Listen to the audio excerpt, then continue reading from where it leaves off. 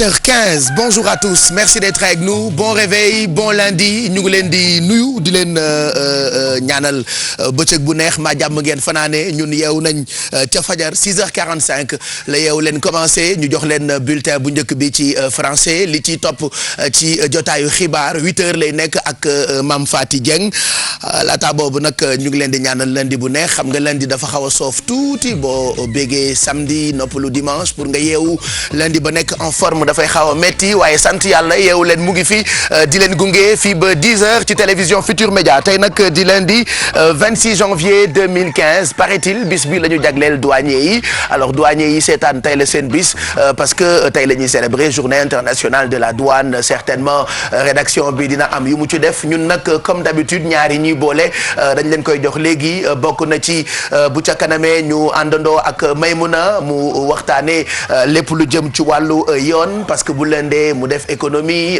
lundi ba ca topp mu def lépp lu jëm ci wàllu yoon ci kanam lay doon bijou itam ak ay coup de cœuram di ngeen ko mën a dund ci kanam ci yeewu leen Jóg Job ak Kia cuisine beek Alfi laata boobu dañuy nuyu Faty Dieng mu ngi taxaw ñu ngi lay nuyu Dieng. maa ngi lay fay Pape Cheikh di nuyu téléspectateur télévision Futur Média. ana renversé yi da nga koo dindi. renversé dafa rapport nag. ah déedéet buggee ma ko noonu nag neewoon naa la bu rappee nga daataat ko bàyyi. non suba dinaa delluwaat ci biir Cissé mu daataatal ma ko.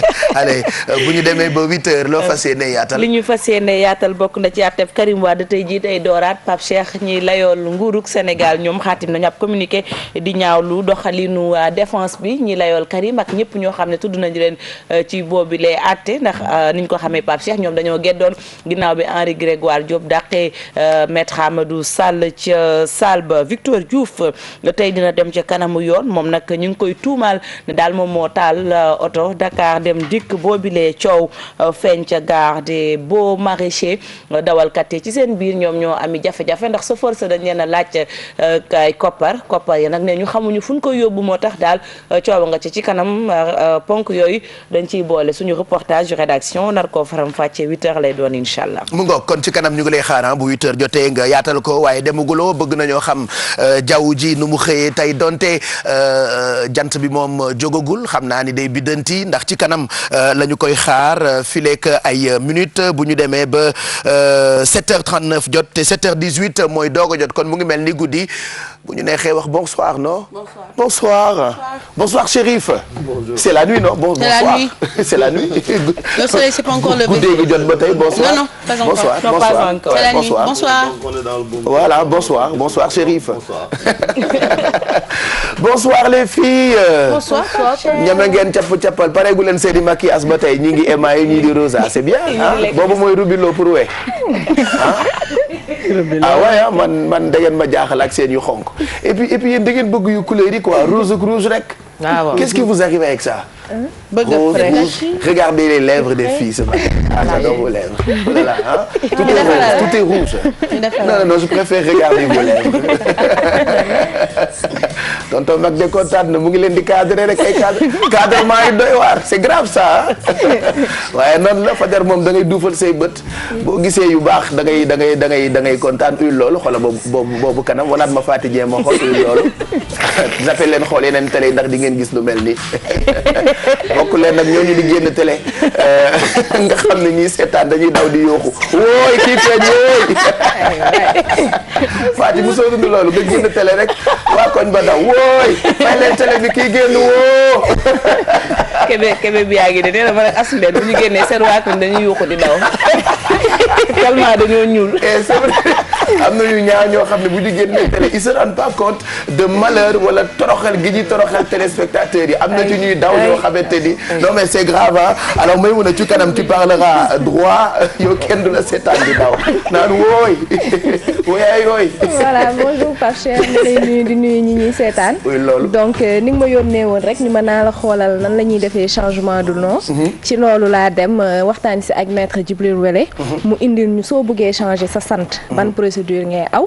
boo bëggee changer sa tur ban procédure ngay aw. parce que ñu bëri xamuñu woon ni am nga droit boo màggee boo demee ba dëgër mën nga changer sa tur mën nga changer sa sant. effectivement ñu bëri xamuñu ko woon.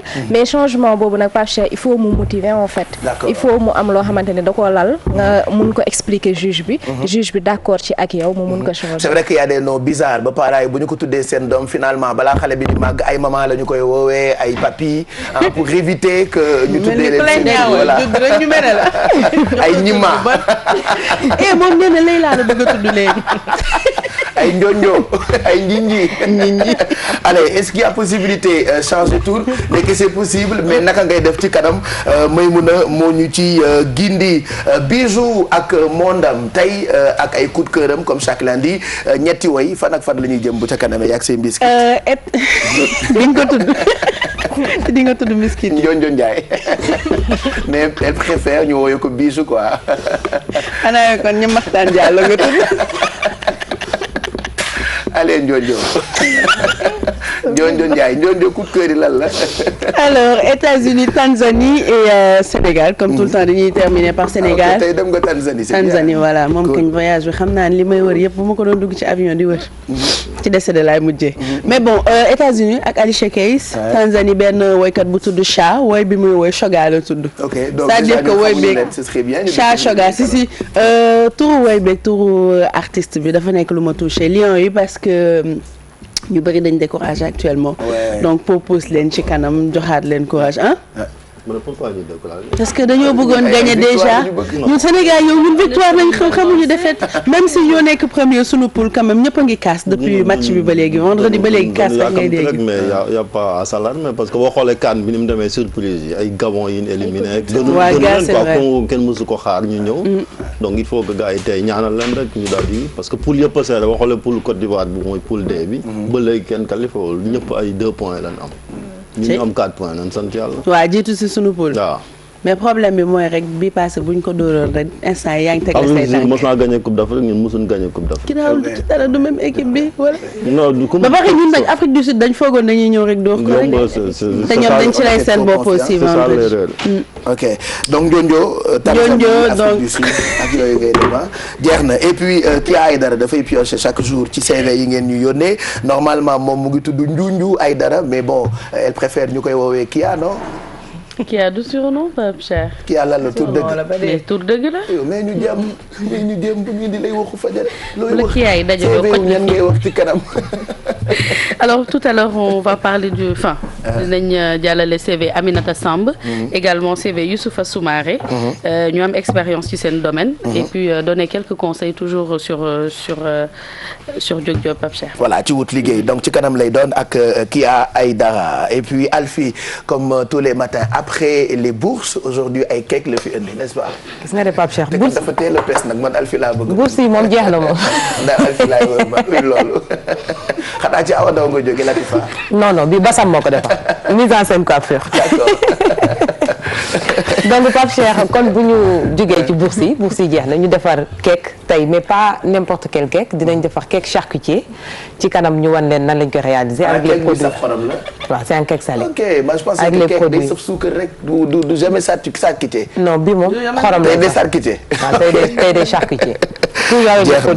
d'accord kon ci kanam lay doon ak Alfie sinon Fatou Dieng yaa ngi koy wax sànq li ñu gën a mën a jàpp tey ci ay ci actualité ci xibaar mooy procès Karim Wade xam nga procès boobule avocat wu ñaari parti yëpp kenn ku ci nekk ak noo taxawee ki ñuy gindi saa yu ñu xëyee altine ak talaata Chérif Diallo ñu koy woowee Chérif ñu ngi lay nuyu alors tey defe naa di nga ñu indil ay leeral yu bëri ci ñu mën a comprendre ci taxawaayu avocat yu Karim Wade ak beneen parti bi ndax procès boobu ba tey dëgg-dëgg moo lëmbee tribunal. waaw ni nga ko waxee noonu la Pape ginnaaw bi ñu nuyuwaatee téléspectateur yeewu leen yi. xam nga ba le passé ba léegi avocat yi nga xam ne avocat défense muy avocat Karim Wade ak ñenn ci mu ko accusé Karim Wade ñu mel ni bi boobu seen i avocat ñoo lëngaloo daal di boycotté li ñuy wax procès bi ndax ñaari fee la nee nañ mooy dañu jàpp exclusion bi ñu génne woon maître Amadou Sall mais aussi liñ jàpp ne dañu agressé Karim Wade moom moo tax ñu ne kon il faut ñoom ñu boycotté li nga xam ne mooy procès moo tax semaine dernière ba léegi ñoom ñëwoon ci baar bi ngir plaider ki nga xamante ni mooy Karim tamit daal di refuser comparaître mais démb ci dimanche bi avocat partie civile maanaam ñii layool état bi ñoom it génn nañ benn communiqué daal di ñaawlu déjà doxalinu seen naataango yooyu nekk ci défense bi mais aussi jàpp ni liñ ci jublu mooy bëgg a tuutal yàq deru cour bi moom moo tax ñu doxal ni mel mais jàpp na ni ñoom tôt ou tard maanaam nu mu gën a yàgg nu mu yàgg-yàgg dëgg gi dina feeñ loolu moom moo tax sax Adia Talla defoon na ci benn jàngat bu am solo daal di jël parti xool pa xam parce que dañ ne procès bi dafa nekk ci impasse maanaam taggatémbe de mu dikkut ndax lii rek boo ci raxee doolu également am na benn juge maanaam assesseur ki nga xamante mooy Aly Grégoire Diop di Yaya Dia moom it dafa démissionné woon ba le passé ndax dafa jàpp ni kii di Aly Grégoire Diop daf ko ñàkk kersa ndax dafa doon laaj ay laaj mu jàpp ni laaj yooyu c'était pas pertinent bu fekkente ne élément bi pare na sax xëy na Pape Samba bu ñu mënee mooy élément bi ñu seetaan ko après ñu del siwaat ci jàngatu li nga xamante ni moom mooy procès bi ay fan bi atte Karim Wade tàmbaliwaatee prévenu bi bañ a teew ci baar bi ñi koy layal daal di dumóoyu cour bi ndax ñàkk garantie procès bu jaar yoon mu am li ko waral ci seeni kàddu bu ñu tolloo foo xam ne fi dañ ni fas wi boo yéegee di nga dee boo yéegul di nga dee écoute boobu dañuy ni écoute nu la neex defal nu la nu golo xam bootee doomam parce que procès dafa am ay règles. bi avocat Karim Wade yi génnee man dama toog bi ñu génnee topp ma avocat Karim Wade bi ñu génnee nag dama ñaan juge bi ne ko mu may ma ñu renvoyer affaire bi benn fan mu bañal ma loolu moo tax man tamit finalement ma génn rejoindre avec suspendre aussi sama participation ca loolu waxtaan naa ci ak sama client d'accord na ci. maître El Hadj Diouf bokk ci partie civile xamal nañ ne mënuñu woon def neneen donte avocat co prévenu yi nangu nañu ñoom dañoo boycott. avocat kenn nekku fa léegi nag bu fekkee ne juge bi nar na àtte ay nit ci liñ leen di toppee ni mu amee doole àtte leen sans avocat kooku nag nit ñi ñooy xool ndax décision boobu nit ñi dañ ko mën a nangu wala duñ ko mën a nangu. li mu diggee ñaa waxoon keroog ñun ñu ngi dem loolu du dëgg de da doon dem par force ndax bu ñëw ñu ko doo wax ndax sa client ñëwul amoo droit ubbi sa gémmiñ kon retiré wuñ mooy demuñu dañoo xam ne bu ñëw ñu dàq leen. Aliou Samba Diassé bu ABS SA ak Mamadou Pouy bu AHS ñoom di wéyal seeni teew ci kanamu baar bi ci kàddu avocat yi amul lu mu mën a gàllankoor ci doxalinu procès bi ak ëllëgu co-accusé yi. xool niñ ci ëllëgu prévenu yu bu baax a baax kenn ci ñun deful loo xam ne li def ci réeroo ak i client am liñ ci def yëpp dañ ci waxtaan ak ñi nga xam ne ñoom ñoo ñu waxoon pour ñu défendre leen dañ ci juboo dama lay fàttali ni la dama laa wax sànq ni la procès bi dañu dem ba mu xaw niroog fasu benn tànk. procès bi dafa gën a tee neex léegi sabotage amatul provocation amatul jéngu di attaquer cour bi amatul da ngay ñëw wax silvissé ñu laaj nga tontu bu silvissé ñu ne la jël demal rapidement keneen ñëw gi nga témoin léegi ni ñu bëree ni ñu demee di ñëw bu njëkk benn témoin Patricia Lek Diop ñeenti fan. ginnaaw gedd bi Karim Wade gedd ak avocat am yi kenn ci assesseur yi tamit tekki na ndombay tànkam ci biir CREI yi muy ay xew-xew yu mën a gàkkal doxalinu procès Karim Wade bi. donc defe naa gis ngeen ci peut-être ñu ngeen di dégg te xamul leen ku mel ni Henri Grégoire Diop et puis gëstu boobu permettre na peut-être ñiy seetaan sama classe gi comprendre exactement lu wundu jëm ci procès boobu la nga xam ne ni impasse la ñu ko tuddee ah. waaw dëgg la parce que image am sax moo maa ngi koy wan sax gars yi nekk xam ñi dañ koy dégg rek mais xamuñ ko moom Henri Grégoire Diop. Adia mi ngi ko jëlee woon koroog nag bi nga xamante ni mooy rentrée des cours et tribunaux. bi président Macky Sall doon ki nga xam ne magistrat yi ak vraiment acteur judiciaire yëpp ñoom ñoo fa daje woon ngir waxtaane lu ni mel ñi nag ñaari parti la xam nga ku nekk da ngay maanaam xëcc jëmale sa wàll muy avocat yi état bi ak avocat Karim Wade yi ñun sax jëm nañoo également jël benn avocat boo xam ne constitué wut ci benn parti moom def ci neutre ci dossier bi muy maître Ablaye Babou moom it juriste la joxe na xalaatam ci ñi jàpp ne lan mooy conséquence bu fekkente ni Karim Wade dafa boycotté est-ce que dina tax procès bi wéy wala du wéy avocat yi tamit bu fekkente ni ñëwoon ndax dina wéyam di wéy mais moom jàngat mi jàngat mooy du tere buñ sukkandiku ci code de procédure pénale du tere procès bi wéy mais risques yi moom sax dina ci buñ ko mënee également déglu mu wax ñu risques yi nga xam ne est-ce que expliqué na tam démission wu juge bi waaw démission juge bi également expliqué na ko ak attitude bi loolu lépp wax na ci bu fekkente ne élément pare na également mën nañ koo déglu moom maître Ablaye Babou pour mën a comprendre ses collègues assesseurs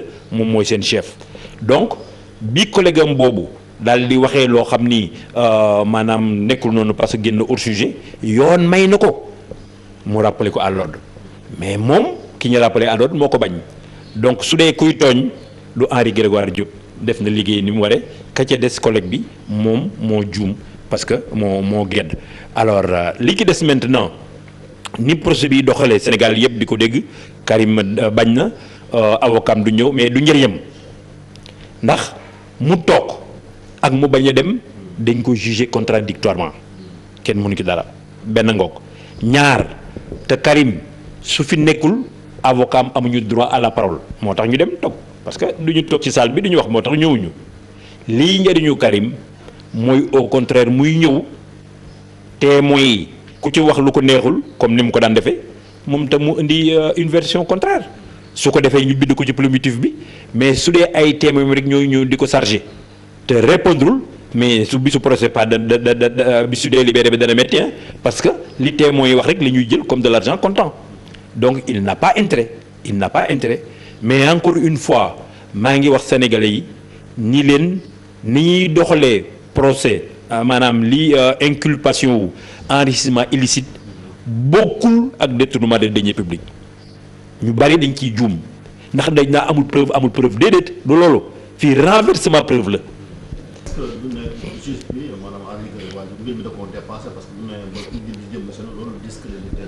mais évidemment soo ko gisee ci sénégalais yi dañ naa c'est une mauvaise image mais man je pense que du discrédit ndax lan au début moom doon na cafouiller tuuti d'accord naa au début mais waaw mais je crois que maintenant il a pris la main maintenant.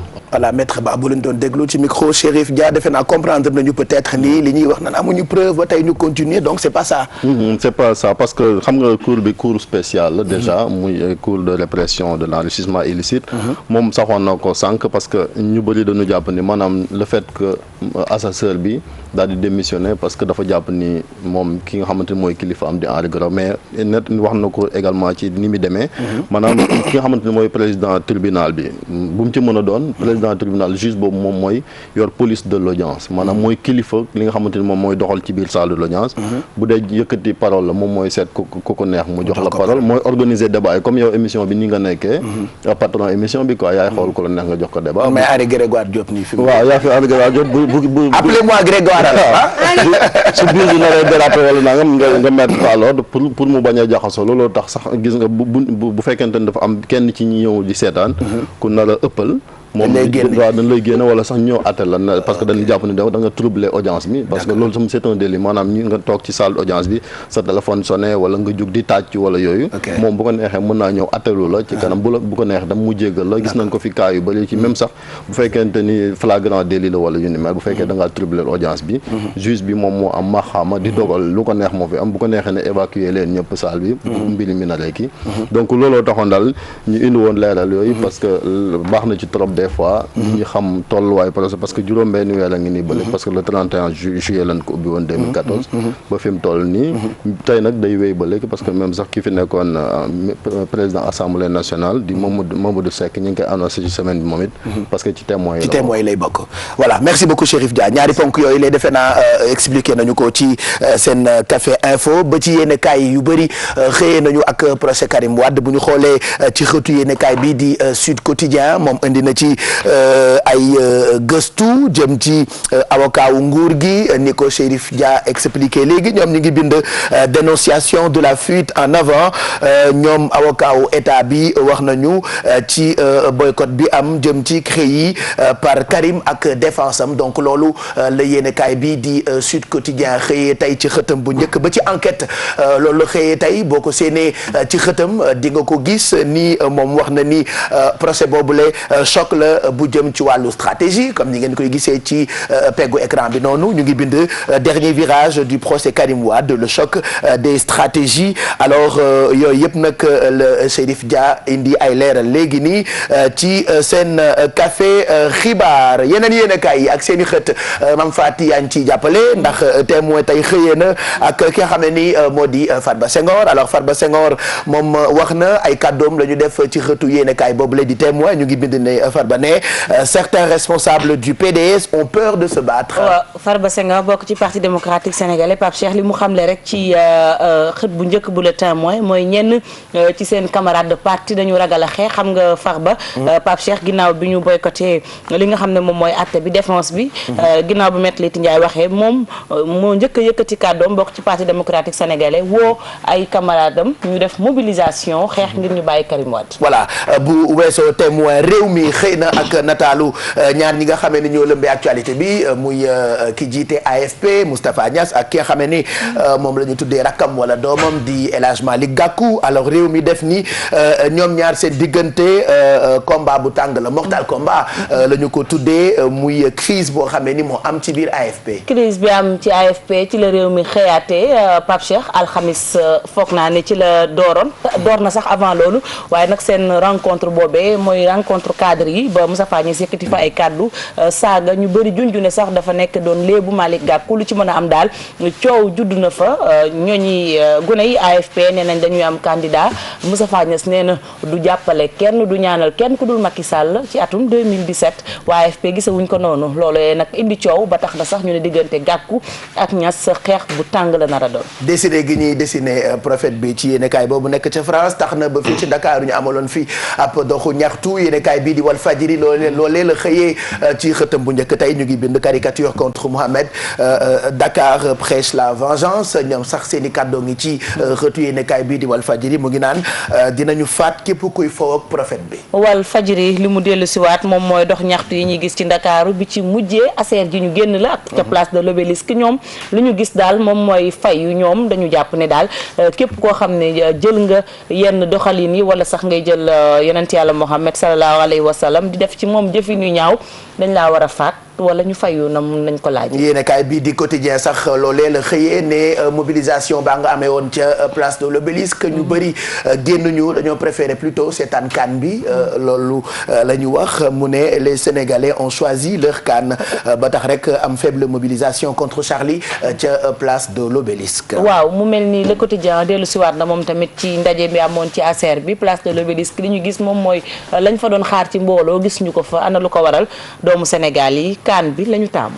am na sax ay saoudiens yoo xamee ni dañu leen dàqe Dakar ak benn soudanais lu jëm ci financement boo xamee ni dañ ci amoon ay doute ci tabaxuk benn institut islamique fii ci Ndakaaru yéenekaay bii di Libération loolu la def ci xëtam tey. Libération ñëwaat ci institut boobu ñu doon taxawal institut islamique ni ko waxee ñu ne ñetti saoudien ak benn soudanais la ñu fi jëlee ana lan moo tax mu def bi le ponk ku jënd yéenekaay bi di Libération boo ko jàngee ba mu jeex di nga ci am ay tontu ci saay laaj. Kouthia moo nekk ci une bu Grand Place barki démb moo lakk daay gi ca théâtre Sorano Grand Place xëyee tey ak sargal boobule bind Mimi ravi la vedette c'est vrai que autorités yi mag yëpp nga fa woon waaw ñi autorité yëpp a ngi fa woon bokk na ci Cheikh Amar Youssou Ndour Aminata Touré nekkoon Elimani jëwriñ ñi ay jamono met El Hadj Diouf ak yu ni mel mais Mimi moom ba mu jógee yaakaar naa ni ñëpp a tàccu lu ko waral xam naa ni fecc boobu Kouthia doon def Mimi sax nee na jëm na ko mais mënu ko muy Mimi ngi ñëw boobu yaakaar naa ni bokk na itam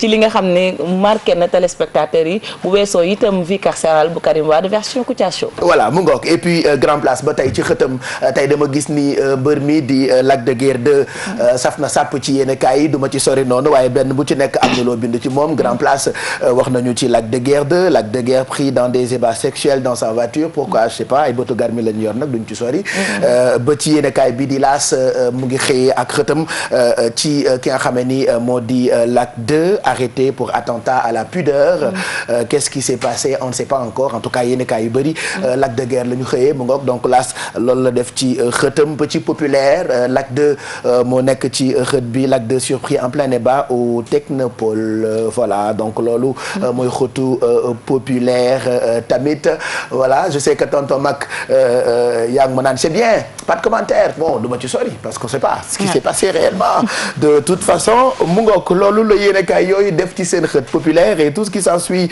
bu dee yeneen yi stade par exemple moom xëyee na ak tàggat yaram ñu ngi ci seen ci xëtam nataalu Alain Giresse CAN 2015 match décisif ce mardi quel lion contre l'Algérie Fati. waaw le stade moom dafa xëy rek daal di samp ab laaj ne ñan gaynde la ñuy teg ngir ñu jàmmaarloo ak Fenech yu Algérie lu ko waral ëllëg nag ci talaata gi lañ ko jàpp mu nekk nag match bu décisif ndax sunu gaynde yi itam bu fekkee ne ñeenti poñ la ñu am jiitu ci poule bi jongante suba bi dina tàng lool ndax Ghana ak Algérie kenn ku ne yaa ngi si ñetti points. voilà mu ngoog bu weesoo loolu dañuy dem directement rédaction bu l'Obs alors foofee nag dinañu fa comprendre tey mu ni bu l'Observateur xëy ci sargal Kouthia bi bërki Dembo Ndiaye théâtre Sorano waxtaan itam ak maire bi nga xamee ni moo yar président Macky Sall maire bi def ay révélation yu ngeen mën a gis ci l'Observateur bu tey bi maa ngi ciy gis itam coowal Lac 2 ba noppi itam l'Observateur ba tey waxtaan na ak ki nga xamee ni moo di coach bu équipe nationale duñ ci sori on vous laisse juste le soin ngeen xool lan mooy menu l'Observateur tey lundi 26 janvier 2015. Bonjour Pape Cheikh Diallo, chers téléspectateurs, bienvenue dans la rédaction centrale. C'est avec un énorme plaisir que je m'en vais vous donner la une de l'Observateur de ce lundi 26 janvier 2015. L'Observateur a retrouvé Aïssata Harouna Ndiaye, cette ancienne tutrice du président Macky Sall et de son frère Alioune. Rencontré par notre envoyé spécial à son domicile à Sam, c'est à Kaolack, qui a accueilli l'actuel président de la République, à l'époque élève en détresse, puis son jeune frère, le tout nouveau président de l'Association des maires du Sénégal, Alioune Sall, alors exclu du lycée Koumba Ndofène Diouf de Fatick. La vieille est restée cramponnée à ses valeurs malgré le poids de l'âge. Elle dépasse de loin les 70 ans. Elle tient encore le coup, heureuse du destin des frères Sall, mes fils, comme elle les appelle encore, mais très malheureuse de leur comportement, de leur ingratitude. Maman Aïssatou Harouna Ndiaye n'a presque jamais revu ou entendu Macky Sall et son frère depuis leur départ de la maison, c'était après le bac. À lire donc la triste confession d'une tutrice abandonnée. En fait divers, à lire le lutteur Lac de Guiers 2 qui passe la nuit d'avant-hier en prison avant d'être libéré hier.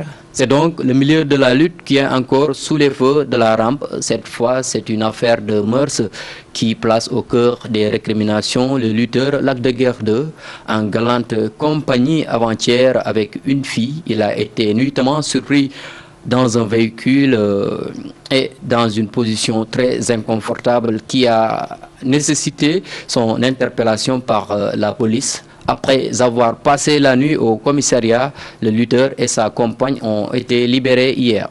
En Espagne, il y a 128 Sénégalais emprisonnés et 1500 autres en voie d'expulsion. Les coiffeuses dans l'Ardèche.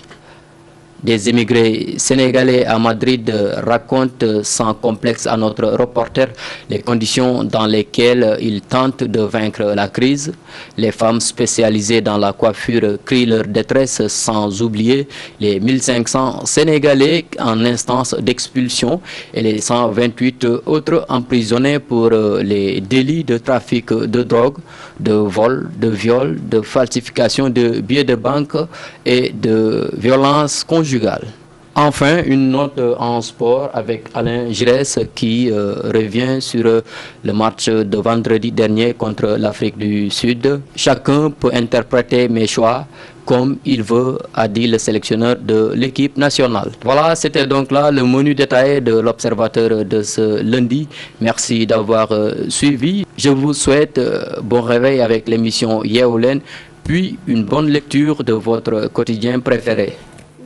Merci Idrissa Sané ñu ngi lay gërëm bu baax c'était comme ça le menu de l'Observateur de ce lundi 26 janvier 2015 7h44 le soleil s'est déjà levé ndax mu ngi waxoon ni dina jóg waxu ko woon sax ah Fatou Dieng ñu ko wax Miss Météo 7h30 yenn saa yi mu am lu mu expliqué de waaw alors tey lu ñu am comme xibaar ci jaww ji li ñu am comme xibaar ci jaww ji moom mooy jamono ji ñuy àddoo jant bi moom fenk na mi ngi tëdd nag dina so 19h04 lu jëm nag ci wàllum géej gi bu fekkee ni yéen a ngi dem nappi bu leen fàtte seeni gilet de sauvetage waaye nag waxtu yi gën a baax jàpp leen ngir dem géej 2h43 la ba 4h43 boobu jàll na ba ca topp ci ngoon lay doon 15h14 à 18h14 lu jëm ci température yi mbokk yi xam ngeen ne weeru janvier bokk na ci weer yi gën a sedd waaye li ñu gis daal moom mooy sedd bi mi ngi dem ndànk-ndànk ndax ci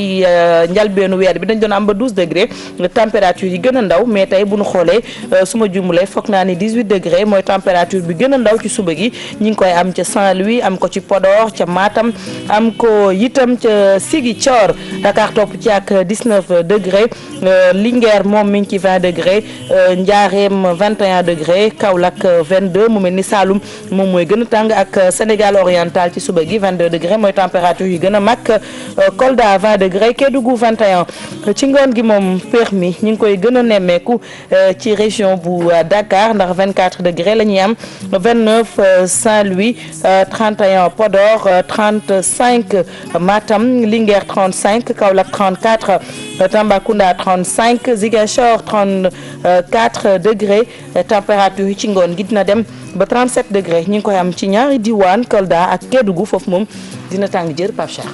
donc loolee température yi la ak jaww ji tey altine 26 janvier 2014 jërëjëf Mame Faty ñu bàyyi la nga dem ca ginnaaw bu ca kanamee nga del si fileeg 8h xaw ma ku lay simmi waaye saa yoo météo ba pare la ngay ndékki xajul sa bopp wala ku ko tekki dof sa xeetu ndékki rek say transu mburu ba bër ko ak sa xeetu xam waaye ndékkati moom xambkat la mosuma gis lii c'est vrai que ndékki yi waroon nañu di ko wane Faty Dieng mu ngoog kon bu 8h jotee nga dellu si bu ko defee ñu am xibaaru suba gi li ñuy def léegi nag mooy jàll ci fitness bi ak suñu coach Mass day ñëw léegi comme ça jox ñu ay exercices yoo xamee ni mën na noddanti suñu ay nor-nor xam nga yaram moom da ngay xaw a nege da ngay xaw a fënax tuuti boo xëyee altine mais boo xoolee yi coach bi def lundi bi di nga ko mën a reprendre ndax nag sport dafa am solo donc c'est parti pour seen fitness ci yeewu leen.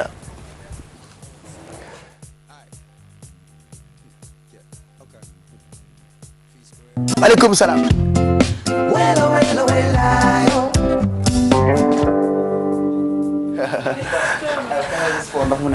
Aïcha. Pape Cheikh, comment ça va? Coach. Bonjour. naka bu. naka bu. cool ah. Aïcha c'est parti. ñoo ngi ceeg di waajal jëngërën bi. jëngërën. waaw maa la wax loolu. jëngërën. le 8 février inscrire nañ leen yéen ñëpp. waaw tey moom dañ koy préparer. ak cardio bu bari. waaw defar xol yi bu baax a baax pour préparer jëngërën bi quoi. et pour nous accompagner ce matin vous avez Samba. voilà un coach que vous connaissez très bien. donc Samba xaaral ma taxaw seen kanam suivre leen quoi xool li ngeen di def lan la. d'accord allez rapidement. ça va derrière. à fond. allez on respire. allez casser maintenant. ouvrez l'échauffement. good. cette fois c'est stepping. on va préparer le bas du corps. 3, 2, 1, c'est parti. Faites ça. 1, 7, 6, pas de bruit. Amortissez. 2, 3, 2 et 1. Vous marchez, vous récupérez. Allez, on le fait sous forme d'intervalle training. Les 3 exercices. On va reprendre la même chose. Le premier, course en échelle. Deuxième, stepping. Et le troisième, jumping jack. Le premier, let's go. Et course en échelle, ouvrez, fermez. Avec le haut du corps. Bougez, bougez, bougez. 3, on se prépare. Prêt, partez, let's go, let's go. Stepping, les deux termes. Allez, va faire. Stepping. Un peu plus rapide. Tentez la partie postérieure. 4, 3, 2, on relâche, on respire. Le troisième et dernier. Jumping jack. En option, Samba, c'est quoi l'option? C'est quoi l'option? Parfait. En option, faites comme Samba. Un peu plus intense. Ça sera avec moi. Parfait. Niveau 1. Niveau 1. Sinon, rapide. Et si vous êtes en surpoids, ne sautez surtout pas. Faites comme Samba, faites l'option. Un peu plus intense. Même chose. 10 to 8. 8. 7. 6. 5. 4. 3. 2. Allez, on termine. Les genoux qui montent. Allez, oubliez maintenant. Oubliez. Les genoux un peu plus haut que le nombril. 4 genoux vers la droite. 4 genoux vers la gauche. Ensemble. Et partez. 1, 2, 3, 4 pas en charge. Parfait. Toujours en option. Vous restez avec Samba. Un peu plus intense. Bras jambes opposés. Même chose. 4, 3, 5. Merci Samba. Merci. On se donne rendez-vous demain. Merci. Allez, merci. Tout à l'heure. Où? Au club olympique. Au club. waaw allez-y yàlla baax na préparer le jungle. jeex na jëndal ren bi on rappelle encore la date parce que man fàtte naa date bi le 8 février voilà c'est ça le 8 février ñëw na ba pare na ngeen dem parce que Olympique Club ñoo ko organisé pour ñëpp 8 heures léegi mu jot 7h57 on a encore le temps quand même de wax lu ñu bëgg a wax lundi d'habitude tradition bi ci Facebook bi xam ngeen ko ci suñu page officielle ngeen résumé seen week-end en 3 mots rapidement may mën a boo doon résumé ce week-end ci ñetti mots lan lay doon. sama week-end. Sortie. repos. téléphone. ak téléphone ko doon waxal téléphone. Moussé. Sortie, repos ak téléphone alors qui a ce week-end en 3 mots. Tu sais même pas. Repos. Ok, repos ak babysitting peut-être hein. Non, pas ce week-end. Ok, d'accord. Pas ce week-end. Voilà, donc 3 mots, repos pour Kia. Bijou de xam naa bali. Même pas. Ok, en 3 mots. Repos, malade et boulot. Ok, repos, malade et boulot. Alfie. Pas un bon week-end. C'est pas mal. Malade neex na de temps en temps. C'est toujours bon de def malade quoi pour qu'on s'occupe de toi. Moi il m'arrive de faire ça. C'est vrai. C'était vrai malade. Je suis très malade. Après tu vois que tout le monde est ñu ngi nekk sa wet quoi di la toppatoo. dama pare ma ne dama foogoon ne waaw am na waaw donc repos malade da nga koy def souvent. Safur la Alfie ce week-end en 3 mots. Repos, Pape Cheikh, boulot et bégué. Voilà repos boulot ak bégué ak togg ah.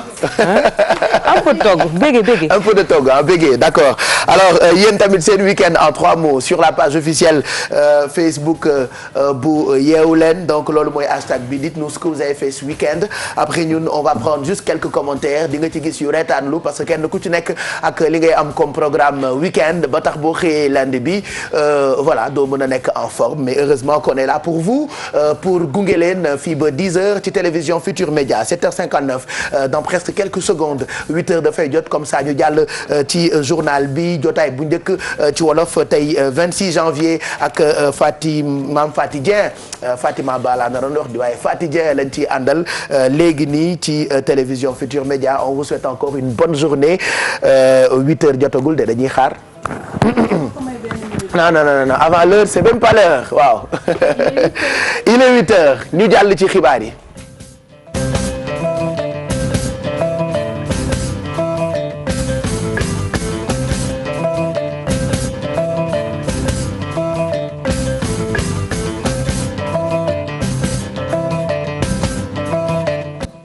juróom-ñetti waxtu di 8 heures jot ci télévision Futur Média xibaaru suba gi dañu koy ibbeek procès Karim Wade bi reprendre tey. atte ba tey jii lay dooraat Pape Cheikh waaye nag nañ ko xamee ñi layool défense bi Karim ak ñoom seen ñëpp ñu ci tudd ñoom Alioune Samba Diassi ak ñeneen ñi seen i ñi leen ni layool dañoo boycotté ba tax na nag avocat yi nguur gi xaatim ab communiqué di ñaawlu boobu lay doxalin li ñu wax moom mooy Henri Grégoire Diop le fait que mu génnee maître Amadou Sall ca salle d'audience ba warul mën a tax ñu boycotté xanaa kay dafa am leneen lu ñu tëral lu ñu fas yéene def loolee di kadduy défense avocat nguur gi xaatim ab communiqué Victor Diouf tey dina dem ca kanamu yoon moom ndaw bi la dañu kaa tuumaal ne moom moo taal busu Dakar dem dikk ba ci marche wala sax manifestation bi amoon ci avenue Cheikh Anta Diop.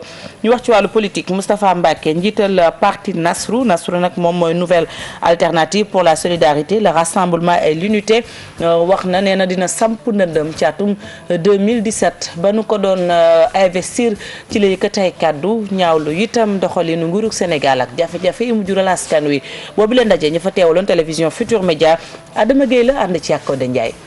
suñu ndënd ngir bokk ci élection li calendrier bi prévoir 2019 te Macky ne woon dina ko wàññi 2017. Moustapha Mbacké lay wuyoo njiitu parti Nasrou fas yéene dagaan baatu askan wi ci élection présidentielle bu 2017 doomu Gaynde Fatma bi di ŋàññ doxalinu président Macky Sall. yéen yokkute la xam nga la ñu ko wax jóge fa teg croissance boobu accéléré boobu léegi mujj ci PSE réew mu doxut ngir xam ngeen ne tey jii nit ñëw na yor blouson summi ko jaay ko ngir wut lu mu lekk kon xam nga ne réew mi doxul. ci digg yi mu diggee woon bokk na ci 100 000 emplois par année wax na loolu war nañ ko laaj ba xam def na ko wala def ko. donte siiwalul projet de société am leader bi di def yenn ci ay propositions. programme dama ne woon sax du ma ci junj ngir ñoom dafa mel ni programme bi mën a guñ koo def niñ ko waxe woon mbayum ceeb 8 hectares la 8 tonnes la ci hectare bi ñeent nit di ci liggéey.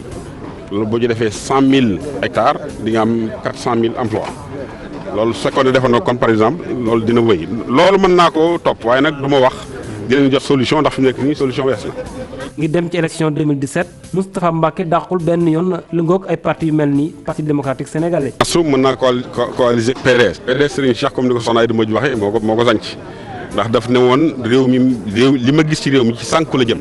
coalition bi jiitu mooy coalition li ma ko waxee léegi nit ñi bëggoon a voté ji te kenn demu ci voté ji muy majorité silencieuse boobu. njiitu parti bi di xam ne du ànd benn yoon ak mouvance présidentielle fas na yéene def tuuru Sénégal ngir rek gën a mën a xamale parti boobu la. Codé Ndiaye ca gare des Beaux Maraîchers coow yëngooti na chauffeur sa dañ leen a laaj ay koppar maanaam loo xam ne dañu koo war a cotiser ñu bëri ci ñoom ànduñu ci mbir mi ndaxte xamuñu koppar yi lan lay jëriñ ña koy laaj nag nee ñu liñ ci jublu rek moom mooy fonds de solidarité maanaam jël koppar denc ko bu kenn ci ñoom soxla bu bettee wala yenn ay jafe-jafe ñu faj ko te kenn du ko yëg am na tambaare soo Thierno Laurent Mendy ñooñu ci defal ab gëstu. coow jibati fële ci gare des Beaux Maraîchers bu Ndakaaru yenn ci chauffeur ñaawlu xaalis bi nga xam ne dañ leen ne dañ koy verser ñii di regroupement des chauffeurs. problème bi daal problème bu yem la rek ñun bu ñu yebee ba pare dañuy fay suñu droit gare routière ba pare léegi nag regroupement bu nekkoon pompier ñëw fi ne bu ñu paree ñun waa garab bañul dañ leen joxal yeneen 700. dégg naa ci gars yi ñu ne dañuy laaj regroupement bi 2500 soo fayul 2500 doo bindu bi ma ñëwee nag dem naa ko fële ci benn dirigeant ci paa yi ma laaj ko mu wax mais actuellement nee na ku ñëw dinañ la bind ba Alassane doo ñëw 17h ñu waxtaan. ba ñu yokk mandat bi waaye nag mandat boo ko dee yokk na am lu tax nga yokk ko muy garage bi client yi dañ fee war a ñëw oto yi bindu ku sa tuur jot nga mën cee gis sa bopp ngay mën a yeb dem waaye man sama oto mu ngi ci fukki fan ak benn te fi mu ne yebaguma. xaalis boobu la ñu xamal leen ni que dañ koy jox regroupement des chauffeurs ngir ñu régler yenn ci ay problèmes yi nga xam ni ñi nekkee ci gare boobu la ñu ngi koy jànkonteel. ñoom seen yoon newul ci loolu ñoom daal lañ sartoog ñun waa Banjul bu ñu yebee oto bu yeb da nga joxe 1000 francs mandat boo amee bagage 1000 francs boo am dañ ci jël 100 francs loolu rek lañ sartoog waa garage bi. regroupement bi lañ wax ni fa la jëm yaa ngi dégg regroupement bi nag ba ñu koo joxe ñun waa Tableau Fouta d'accord nañ sax joxe 5000 francs mais nañ ñu ordale teg ñu ci yoon mais fu ne oto taxaw fa di yàpp pare man ma def fi fukki fan ak juróom nemm ko li nga xam ne amatuma lu ma lekk sax ñu ne ma da ngay joxe 2500 kooku moom mënul nekk sax. waaye ci gis-gisu chauffeur yooyu le regroupement boobu sax moom fi mu toll ni dañoo war a xoolaat doxalinam ndaxte ci garage pompier ba léegi kenn mësu leen wax xaalis bi fan lañ koy duggal. waaye regroupement bii it boo gisee gone yi coow fam ñu war a féete la ñu féete wut waaw boo gisee gone yi coow am na foo xam ne buñ ñu fa féete woon kon coow du am ndax buñ demoon ci fi nga xam ne fi la oto yi maroodee di taxaw fa la ñuy nekk mu jaral leen ñu fexe clients yi dugg ci garage kon doo dégg coow waaye clients yooyu ñëwul moo tax gone yi mere leen. parce que ñu ngi woon ak ñoom foofu pompier depuis des années bañ fa jógee ñu ñëw fii leeralul ñu lañ fa dajale woon ak lañ fa doon def. leeralawuñ ñu ci dara ba pare bëggaat ñu leen joxaat 700 yoon lañ wax ne duñ ko joxe tey duñ ko joxe ëllëg. ñenn ñi bokkee ci regroupement boobu ñu fekk leen foofee ci garde bu maraîcher nee nañu duñu wax ci caméra bi waaye teewul xamal nañ ni ne xaalis boobu lépp ñuy jëlee ci chauffeur yi dañ koy dajalee ngir kenn ci ñoom bu amee ay problème ñu mën kaa régler. Aminata Mbaare Sow ñu wax ci leneen juróom-ñeent fukk nappkat ak juróom doomi Sénégal at mu jot dinañu faatu ci géej gi ki ko xamle di jëwriñ bi ñu dénk wàllu napp gi Oumar Gueye nee na sax loolee dinañ ci indi ay saafara ndax loolu ñu naan gilet de sauvetage ngay nappkat dinañu ko gën a yokk ba noppi itam muy sàkku ci nappkat yooyu le seen gaal yi ñu utal leen ay numéro ba noppi itam ñu ut seen këyit dañu koy teewlu moom Oumar Gueye ay kàddu mu ngi ko yëkkati ca Sigi Coob tukki nemmeeku la fa doon amal kanu fa teewal Boubacar Diassi moo ko taataan. am lu ñuy laaj nag suñu mbokk nappkat yi ñu dimbali ñu ci bi ci njëkk mooy li ñuy def marqué numéro ci gaal yi gaal bu ne dafa war a am numéro ni oto di amee numéro. beneen bi mooy permis yi normalement kuy napp léegi da war a am permis de pêche loolu nag gis nañ ni ci région bi globalement bu ñu woon téeméer la ñu war a egg ñu sax juróom fukk yi donc des na liggéey bi te am nañu objectif pour que fii at mi jeex ñu mottali liggéey bi engagement yu ñu jël la ci bailleur de fonds yu jàppale ci liggéey boobu. beneen bi ci des mooy sécurité en mer géej gi li muy rey ci at dafa xaw a bare. ndax at mu jot xayma nañu ñeenti at yi passé ni at mu jot lu tolloog juróom-ñeent fukki nit ak juróom dañuy dee ci biir dara waralu ko nag li ci ëpp lu dul manque de gilet yu ñu war a sol loolu nag ñun jël nañu décision fa ñaar fukki junni gilet nañ leen ko jox dans un premier temps bu doyul ñu dolli am nañu ay partenaires yu ñu ci nar a jàppale ñun suñu propre budget nañ ci jënd ak ñeneen bonne volonté yoo xam ne dañu permettre ñu am stock suñu paree nañ ko jox nappkat yi loolu nag bu mbirum mool rek jabaru mool yi ci lañu parce que waruñu nangu sax seen jëkkër yi dem géej te solo ñu seen gilet. ñu wax ci njaayum objet d'art li ñu gis ci Sénégal mooy yenn ci kër yi duñu ko jënd lu tax ne ñu seen gëm-gëm moo leen ko mayut lu ci mën a am Pape Faxa ñi nga ak Younous Diatta defal ñu ci ab gëstu. ci Sénégal secteur bu artisanat ay jafe-jafe dong la ñuy dundee li ko waral moo nekk gëm-gëmu ñenn ñi fi mu toll nii jaaykat yi jaay objet yooyu dañoo am jafe-jafe ngir jaay seeni marchandise ñu koy ñaawlu. ñun de jàppewuñ ko xel ñun dañ ko jàppee rek maanaam comme marchandise bu ñuy jënd ko jaay man sax man yettuma damay jënd di jaay comme ñëpp rek quoi waaye man daal liggéey laa ko jàppee comme yeneen liggéey rek. waaw mais yooyu ay wax la rek parce que ñun tam amuñu lu dul lii comprendre nga bay ñu golu ñu yett lii rek la ñuy def dañuy yett di jaay. dañuy yett rek exposé di jaay. lu ba kon bu ñu déggee ñu ne affaire boobu ay xërëm la man affaire boobu dafa may jaaxal. bu dee sax ñenn ci askan wi dañ koy jënd ñi ci des nee nañ xalaatuñ ko. boo ko defee ci sa kër yow mal xiyaam pare ci kër danga koy dekkil. mosuma fekk sama baay def ko wala sama maam wala samay mag. église bi ne mbir mi am na noo koy jëfandikoo dafay araam. waaw terewuñ ko mais xam nga boo yoree dara li nga koy doyee am na ci solo trop waaw su fekkee ne da nga jël statut di ko jaamu statut kenn du ko jaamu yàlla rek la ñuy jaamu mais statut mun nañ ko def pour xamloo nit ñi mun na ko def itam wax naa ko léegi ci kër yi nga def ko ci sa biir nekk ci sa biir kër pour nga xam béréb boo xam ne boo fa nekkee say xel ak sa xol day dem ci yàlla. wuteeg bible bi alxuraan ne mbir yooyu dafa xaraam. représentation bu mu mën a doon nga yatt ko di ko teg ci sa kër dafay mel ni yow yaa ngi contribuer ci ñi nga xamee ne ñu ngi jëfandikoo loolu moo xam ñu teg ko ci seeni néeg moo xam ñu teg ko ci ay barab loolu la lislaam di dàq muy bokkaale waaye dafa araam sama borom moom lépp loo xam ne sunu borom daf kaa joxoñ dàq ko rek loolu mooy lu xaraam la tudd loo xamee ne nit warul sax waxuma la di ko xalaat waaye di ko jege sax. di jaay lu ñuy yat di ko décorer sëb kër diinay chrétien ak diinay islam dañ cee wuute yenn ngëm-ngëm yi tax ba secteur bu artisanat am ay jafe-jafe. jeexalee tàggat yaram sunu gaynde yi seen diggante ak Afrique du Sud ndam demul ndam dikkul dañoo timbo kenn ku ne benn nga dugal ki leen di tàggat Alain Giresse moom wax na ci li tax mu daal di titulariser Sadio Mané dañ ci ànd ak ñett ci sunuy ndaw foofee ci Guinée équatoriale Cheikh Tidiane Diawo Hamza Diallo ak Mor Kharma. équipe bu Sénégal mel ni mi ngi jàpp moral bu dëgër ba léegi donte match bu jafe la def ci digganteem ak Afrique du Sud. Vous avez vu tout à l'heure? Vous avez l'impression que la dynamique elle est cassée? gisal ngeen seen bopp ci entraînement bi yéen taskatu xibaar yi gis ngeen joueurs yi ni ñu doon fooy seen biir di reetaan lii ko gis xam ne groupe bi amul benn cassure ñu ngi dund bu baax. Je vous réponds. Sadio Mané mi toog lu ëpp ñaar fukki fan footballul yëkkati ay laaj ci observateurs yi Alain Giresse di andi leeral. Si je n'avais pas fait jouer, vous me l'auriez réclamé. Donc, à un moment donné, parce que Sadio Mané su ma ko classé wul woon yéen ma koy njëkk a laaj dafa gaañ woon faju na ba wér c'est vrai gisuñu Sadio Mané bi ñu am habitude di gis mais loolu beneen question la loolu luy faral di am ci football la jàpp naa ne moom Sadio Mané dafa waroon football mënoon na football looloo tax ma classé ko waaye bu kenn wax Sadio Mané warul woon football ci match bi. S'il n'avait pas été là, on aurait dit il aurait fallu qu'il soit là. gaynde yu Sénégal yi nag ña nga ca Malabo depuis ci dibeer gi di waajal match bu am solo ci seen diggante ak Algérie ci talaata ji.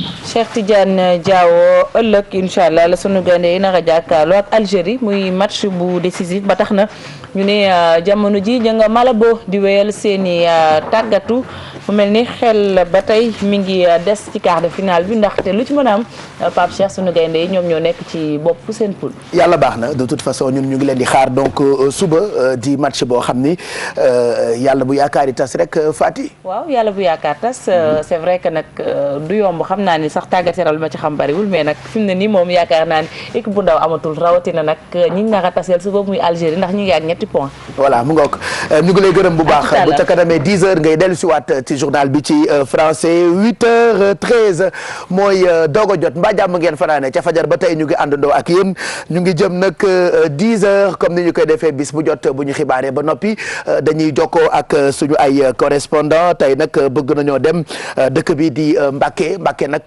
dëkku Faty Dieng la Mbacké suñu dëkk la foofee bu ñu fa demee ñaare dañu fay fekk suñu correspondant permanent bi di Mohamed Jo Diop alors Mohamed Jo bu fekkee noppi na ñu wax ak moom Mohamed ñu ngi lay nuyu.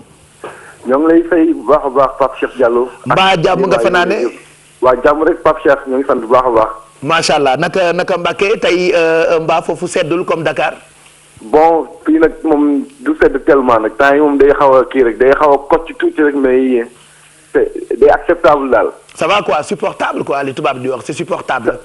ça va quoi c'est supportable quoi. ben voilà quoi ok alors Mohamed Jo Diop foofu ca Mbacké lu ñu fa mën a jàpp ci ay xibaar tey.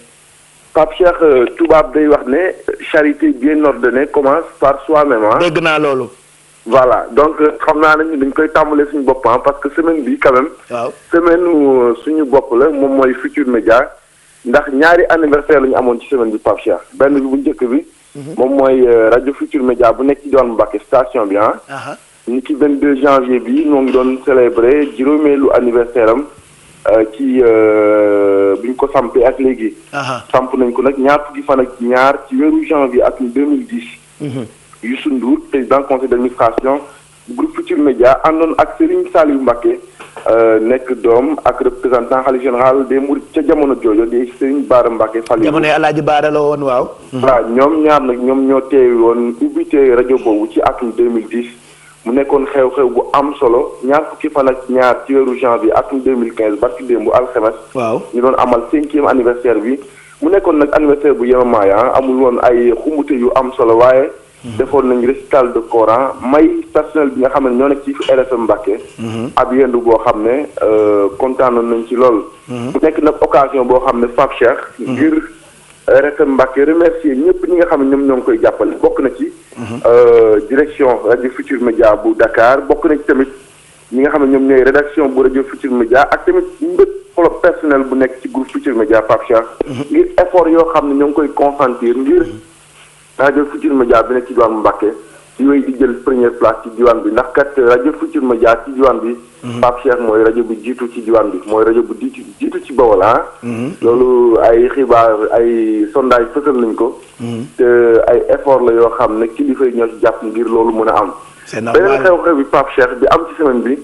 mooy Mouhamed Diop ni ki démb xam naa loolu information la pour Bijou ni ki démb la également la doon célébrer beneen anniversaire am mooy 25 janvier moom ci boppam kon démb la ko doon def mooy deuxième information semaine bi. loolu fort na loolu information la loolu la fort nekk ci une l'observateur sa anniversaire la woon. voilà démb moo nekkoon sama anniversaire Pape Cheikh. loolu fort na Jo. semaine bi célébré nañu anniversaire u Futurs Médias à Mbacké muy 22 janvier. 25 janvier Mouhamed Diop également doon célébré anniversaire am. kon yow daanaka RFM Mbacké sa seex la. sama seex la voilà Pape Cheikh. rajo bi sa seex la. deuxième info bi Pape Cheikh mooy wàllu politique ak ñi nga xam ne ñoom ñooy waa Madkaw mouvement ànd ak Karim Wade muy benn mouvement boo xam ne moom moo nekk ci diwaan bi ngir jàppale. ki nga xam ne moo fi nekkoon ministre ci ay jamono Fallou Gallas Diop moom moo ko jiite mooy coordinateur bi. ni ki démb mu ngi doon amal ab conférence de presse ngir ñaawlu nee na jafe-jafe yi nga xam ne ñoo ngi koy teg Karim Wade ci biir prison bi waaye tamit nee na Karim Wade mooy seen candidat ci atum 2017 mu libre ak mu bañ a libre ni ki démb nag lañ doon amal seen conférence de presse fii ci diwaan bu Mbacké. ngir fësal kàddu yu ni mel ba pare nee nañ également dinañ amal ab campagne boo xam ne. dinañ wàcce ci mbedd mi ngir sàkku ci kilifa yi ñu amal liberté kii Karim Wade. moo ngi ci woon nag ñi nga xam ne ñoom ñooy waa Parti démocratique sénégalais ñu ànd ceeg ñoom. ngir seen leader boobu di Karim Wade génn ci kaso bi Pape Cheikh Diallo. voilà kon Mouhamed Diop ñu ngi lay ñaanal dundal yàlla na ngay célébrer anniversaire bi ay ati et puis sa taxawaay yàgg ci groupe Futurs Médias parce qu'il faut rappeler que dara umpu ñu foofu ca Mbacké ci sa ndimbal la. ñu ngi la koy gërëmee et puis di la ñaanal bu baax ba noppi bul changer ndax nit ku baax nga. jërëjëf merci Pape Cheikh. voilà ñu ngi lay gërëm bu baax Mouhamed Diop mooy suñu correspondant permanent foofu ca Mbacké Touba ak li ko wër Diourbel gépp lépp loo xamee ni nag jëm na ci xibaar di nga ko gën a yaatal tey ci journée bi ci rajo Futurs Médias ak it ci suñu site bi di www.gfm.sn bu leen fàttee ni jeexalaguñu GFM en fête comme ni ngeen koy gisee ci suufu écran bi fii ba le 31 léegi mu jeex nag waaye mën ngeen sax ci di continuer ci di yónnee message yi fête FETE ci 26 444 ba noppi itam mën ngeen woote ci 88 628 65 65 wala ngeen woote ci 88 628 14 14 ay bon d'achat ak it enveloppe yoo xamee ni benn bu ci nekk mu ngi toll ci 300 000 ngeen mën a gagné message yi nag yéen a ngi koy yónnee lu ngeen yónnee doyul ndax ci tirage bu mag bi ci la ñuy xam kan ak kan ñoo nar a dal ci ñaari oto yi nga xam ni teg nañu ko ñaari oto yu xonk yu rafet yooyu nga xam ne ni benn bi mën naa dem Mauritanie wala ñaar yëpp dem Mauritanie tout dépend de ki gën a jouer donc yónnee leen seen ay message ngeen woote itam ci numéro téléphone yi bu ko defee ngeen mën a barkeelu ci leen GFM jagleel ci jeexitalu 2014 beeg ni ñu duggee ci 2015 bi tout de suite li ñuy def mooy jàll ci Jóg Job seen ay CV yu ngeen ñu yónnee bëri na tey nag ñu tànnaat ci ñaar yoo xamee ni li ñu bëgg rek mooy joxe katu liggéey yi quand même contacter ñaari candidat yooyu kenn ki di Aminata Samb ki ci topp di Youssoufa Soumaré qui a. Oui, Pape Cheikh, donc on démarre avec le CV de Aminata Samb qui a eu son bachelor en Business Administration de 2008 à 2011 à l'Institut supérieur de management à Dakar. Pour ses expériences professionnelles, elle a travaillé au niveau de la Générale Industrie Alimentaire de Kayor de janvier à décembre 2014 comme administrateur des ventes.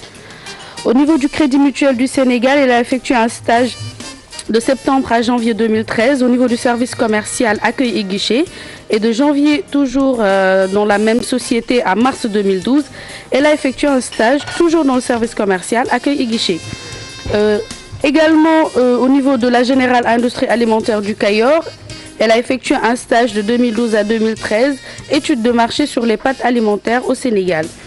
Pour contacter Aminata Samb, ce sera par mail à samb_ donc tiré du 8 aminata@yahoo.fr. Poursuivons avec le CV de Youssoufa Soumaré. De 2009 à 2010, a une licence professionnelle en création multimédia à l'Université de Thiès. Pour ses expériences professionnelles, il est actuellement technicien supérieur, responsable contenu multimédia à Sonatel Multimédia Sénégal. Il assure les mises à jour quotidiennes d'articles sur les sites et création de contenu multimédia. En 2014, toujours, il a été gestionnaire page Facebook de HalimaSN.com. Et de 2013 à 2014, il a été informaticien à la garderie d'enfants Le Petit Prince à Thiès. Il a dispensé des cours d'informatique pour la CI, installation d'ordinateurs et mise en place d'un réseau local. Monsieur Youssoufa Soumaré a des compétences dans le domaine du webmaster, système intégré de gestion, communication et médias, administration, maintenance de logiciels informatiques, base de données, web design, animation flash, infographie 2D, montage vidéo et réseau informatique. Pour contacter Youssoufa Soumaré, ce sera également par mail à soumbila@gmail.com. donc ñoom ñaar ñëpp la ñuy wutal liggéey moo tax ñu jàllale seen ay CV gratuitement en direct ci suñu téléservice si toutefois am na ñu leen soxla mën ngeen leen a contacter directement alors man su fekkee bind naa sama CV dama war a toog rek wala dama war de temps en temps ma woote pour laajte est-ce que jot ngeen CV bi ou je sais pas. loolu lu jar a laajte la li. c'est une bonne question est-ce que dama yónnee CV rek toog. wala dama yónnee CV su ma toogee peut-être une semaine 2 semaines presque 1 mois ma woote parce que am na ñu yónnee ay CV ba pare te duñu ko suivre. voilà kenn du leen contacter pour entretien ou pour ñu wax leen ñoo leen ñu jël leen ngeen liggéey. très bonne question ah Pape oui Cheikh parce que dañu tàmm en général ñun dañu jël suñu CV yi rek déposer ko un peu partout bazarder ko da ngay gis ku ci yeewu sama genre yi def naa ko 8 heures du matin wala 7 heures jël bus wàcc ci ville société bu ne ma dugg fa ne visite bi am yenn saa yi ma neexool ko pour mu jàllale CV bi au niveau de la direction des ressources humaines mais soo defee loolu ba pare am na beneen étape mooy nga woote parce que entreprise boo gis am na numéro de téléphone boo mën a joindre wooteel tu demandes après la direction des ressources humaines wala la personne qui s'occupe du recrutement soo ko jotee nga ne ko tu te présentes j'ai déposé mon CV c'était par rapport à tel poste parce que en général soo déposé CV aussi ci entreprise bu fekkee entreprise bi deful offre d'emploi da ngay postuler comme par hasard su fekkee am na poste bu disponible pour yow d'accord boobaa recruteur bi dina la tontu soit parce que ils en reçoivent énormément des piles de CV ils ont même pas des fois le temps. Parce que tout le monde cherche boulot. Ah oui Pape Cheikh même ñi liggéey dañuy wut liggéey même ñi liggéey Pape Cheikh parce que soo gisee CV bi ma jàllale léegi tu vas voir quelqu'un qui est en train actuellement il est technicien supérieur au niveau d'une société de télécom de la place. Mais il veut changer. Et il veut changer. nit ku nekk loolu ngay ñaan. évolution soo mënul évoluer yenn saa fi nga nekk. am nga droit génn nag uti li gën. bu fekkee am nga compétence ba pare wóolu sa bopp. waa léegi man bi ma paree jàng dafa am benn télé bu ma bëggoon a liggéey ci yaa léegi dama leen doon harceler heure bu ma yeewoo dama leen doon envoyer sama CV. loolu est-ce que mën nga ko def tamit boo ko génn ko. xanaa jël photo Bijou Ndiaye wallaay tous les matins je leur envoyais mon CV. après kenn du tooñ aussi jël photo Bijou rek affiché ko persona non grata ici. loolu kenn du ko def. ça se fait pas. dama ko doon def. ça se fait pas tous les matins non Bijou c'est-à-dire yow déposer nga sa CV. contacter les personnes ba pare poste bu ma gis décisionnaires ñu ne am na poste bu bees ma dugal ko CV. finalement yow lan nga ay il faudrait booy déjà déposer ce CV que ce soit ciblé. Il faut pas que par rapport à ta formation wala par rapport en général su fekkee une entreprise qui est spécialisée parce que mënoo dem ci agence de télécommunication nga demander benn option boo xamante ne wala benn liggéey fonction boo xamante ne plutôt xamoo ci dara tu fais une demande ciblée boo defee demande ciblée nga topp demande bi nag su fekkee parce que su fekkee offre d'emploi bu ñu yónnee la bu ngeen yónnee seen CV ñoom bu ñu xoolee candidats yi ñu retenir dinañ xam seen bopp bu ñu la woowul ba nga xam ne parce que offre d'emploi boo gis dañuy def deadline c'est-à-dire date de clôture su fekkee yow date de clôture de dépôt yi jàll na nga toog 1 mois 2 mois woowuñu la ça veut dire que tu fais pas partie des candidats. mais c'est toujours conseillé jour bi nga déposé boo ñibbee nga woote ñi déposé nga CV ou demande. une semaine après. ñu am temps wu sax nag xool sa CV bi nag waaye jour bi moom non bonjour, est-ce que vous avez reçu mon CV? que je viens de tout de suite. Par exemple su fekkee c'est tu sais il y a des trucs yoo xam ne c'est relationnel par exemple tey ci Maïmouna mën na soxla benn profil. mu contacter ma wutal ko profil bi après bu ma ko mettre en contact ak Maïmouna mën na woo Maïmouna directement. ne ko bonjour madame, j'ai bien envoyé mon CV à cette adresse. vous l'avez reçu. pour accuser de réception su fekkee Maïmouna amul temps yónnee ko mail ne ko pour accuser bonne réception. si kii a sànq kii bi nga doon expliquer aussi mooy ñi nga xamante ni dañuy nekk en entreprise di déposer seen CV. parce que dafa nekk benn pratique boo xam ne ñu bëri si la ñuy mën a faire évoluer seen salaire. parce que par exemple à l'étranger su fekkee ni que par exemple benn pays bu mel ni France ñi nga xamante ni dañuy liggéey. par 6 mois wala par une année dañuy déposer parce que loolu moo leen di permettre en fait seen salaire di évoluer parce que bu ñu lay débaucher soo ñëwee di négocier sa terme contrat yi effectivement peut-être doo demander la même chose que li ngay toucher donc da ngay demander plus donc y en a yoo xamante ni ils en font une stratégie pour pouvoir faire évoluer leur salaire. Et puis quelquefois c'est même pas une motivation financière, ça peut être une motivation c'est-à-dire par rapport ak ce sentiment bi nga am fi nga liggéeyee environnemental si tu n'es pas bien fi ngay liggéey mën na nekk motif de changement de lieu de travail. Et puis juste une précision, un conseil que je donne pour ñi nga xam ne dañu nekk ci société bi ñuy liggéey ba pare di wut leneen dañu bu ñu utiliser mukk seen mail professionnel. man dama ko defoon ñu jàpp ma. donc loolu baaxul quoi. munoo nekk ci société bi di liggéey utiliser mail di société bi di yónnee sa CV. parce que il faut savoir que entreprise boo gis. am na benn kii derrière boo xamante ne soo wàccee sa machine ils ont la possibilité de check sa machine yëpp pour xool foo dugg foo génn mais li nga yónnee des fois y a des traçabilités mais yow doo ko xam donc c'est ça ne se fait pas parce que motif de peut-être dàq la sax parce que booy wut leneen ça veut dire que tu n'es pas satisfait. mais kii a aussi il serait bien que ñi nga xam ne dañu nekk en entreprise di ut leneen ñu informer entreprise yi ñu nekk. important c'est très important parce que des fois dañuy parce que fi nga nekk di nga ko bind. nga bind que je suis actuellement tel. dañ fay woote di laajte ay références di laajte est-ce que tu es donc bu fekkee dafa bett ki nga xamante ni moo la employé mun na la yàqal donc su fekkee yow tu aspires à trouver autre chose mun nga si waxtaan ak ki ngay liggéeyal nga ne ko maa ngi déposer sama CV.